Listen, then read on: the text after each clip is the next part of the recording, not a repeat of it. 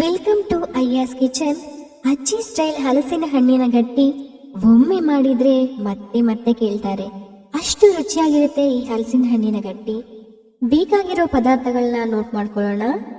2 ಗಂಟೆ ನೆನೆಸಿದ 1 ಕಪ್ ಅಕ್ಕಿ, 1 ಕಪ್ ಹಲಸಿನ ಹಣ್ಣು, ಅರ್ಧ ಕಪ್ ಬೆಲ್ಲ, ಅರ್ಧ ಕಪ್ ತೆಂಗಿನ ತುರಿ, 2 ಏಲಕ್ಕಿ. ಮಾಡುವ ವಿಧಾನ ನೋಡೋಣ. ಮೊದಲು ಒಂದು ಮಿಕ್ಸಿ ಜಾರ್ ತಗೊತಾ ಇದ್ದೀನಿ. 2 ಗಂಟೆ ನೆನೆಸಿದ ಅಕ್ಕಿ ಹಾಕೊತಾ ಇದ್ದೀನಿ.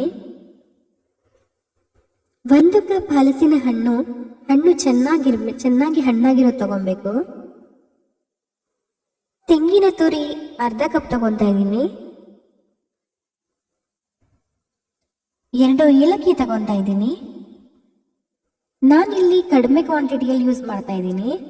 ಸೊ ನಿಮ್ಗೆ ಬೇಕಿದ್ರೆ ಈಕ್ವಲ್ ಟೈಪಲ್ಲಿ ಹಾಕೊಳ್ಳಿ, ಚೆನ್ನಾಗಿ ಬರುತ್ತೆ. ಈಕ್ವಲ್ ಆಗಿ ಹಾಕೊಂಡ್ರೆ ಎಲ್ಲ ಈಕ್ವಲ್ ಕಪ್ ಹಾಕೊಂಡ್ರೆ ಚೆನ್ನಾಗಿ ಬರುತ್ತೆ ರೆಸಿಪಿ. ಇಲ್ಲಿ ನಾನು 3 ಸ್ಪೂನ್ ಆಗೋಷ್ಟು ಬೆಲ್ಲನ ಹಾಕೊತಾ ಇದ್ದೀನಿ.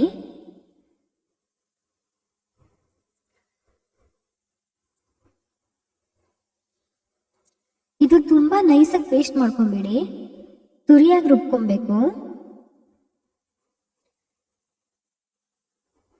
ರುಬ್ಬಿದ ಮಿಶ್ರಣನ ಒಂದು ಬೌಲ್ಗೆ ಹಾಕಿ ಮಿಕ್ಸ್ ಮಾಡಿ. ಇದು 5 ಮಿನಿಟ್ಸ್ ಬಿಡಬೇಕು.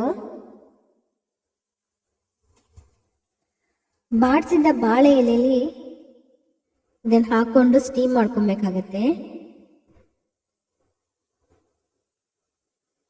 ಎಷ್ಟು ಹಿಟ್ಟು ಆಗುತ್ತೋ ಅಷ್ಟಿಟ್ಟು ಹಾಕೊಳ್ಳಿ.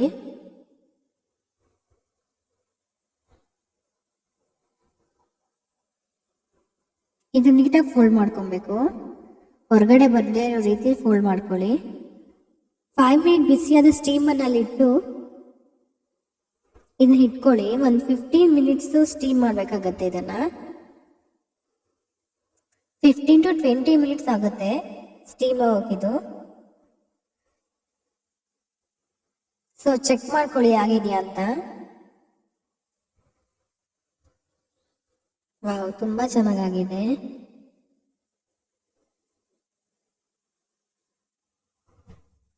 ಕೆಲವರು ಇದನ್ನ ನಾನ್ ವೆಜ್ಗೂ ತಿಂತಾರೆ, ಬಟ್ ಇದನ್ನ ತುಪ್ಪದಲ್ಲಿ ತಿಂದ್ರೆ ತುಂಬಾ ಚೆನ್ನಾಗಿರುತ್ತೆ. ನಿಮ್ಗೆ ಯಾವ ರೀತಿ ಬೇಕು ಆ ರೀತಿ ತಿನ್ಬೋದು, ಬಟ್ ಇದು ತುಪ್ಪದಲ್ಲಿ ತುಂಬಾ ಚೆನ್ನಾಗಿರುತ್ತೆ. ನನಗೆ ತುಂಬಾ ಚೆನ್ನಾಗಿ ತುಪ್ಪದಲ್ಲೇ ತಿನ್ನೋಕೆ ಇಷ್ಟ ಆಗುತ್ತೆ. ಸೊ ಒಮ್ಮೆ ಟ್ರೈ ಮಾಡಿ ನೋಡಿ, ತುಂಬಾ ಚೆನ್ನಾಗಿ ಬರುತ್ತೆ. Thanks for watching. Like, comment, share, subscribe ಮಾಡಿ. ಫ್ಯಾಮಿಲಿ ಫ್ರೆಂಡ್ ಜೊತೆ ಶೇರ್ ಮಾಡ್ಕೊಳ್ಳಿ. ಇನ್ನಷ್ಟು ರೆಸಿಪಿಗೆ ಅಯ್ಯಾಸ್ ಕಿಚನ್ನ ಫಾಲೋ ಮಾಡ್ಕೊಳ್ಳಿ. Thank you.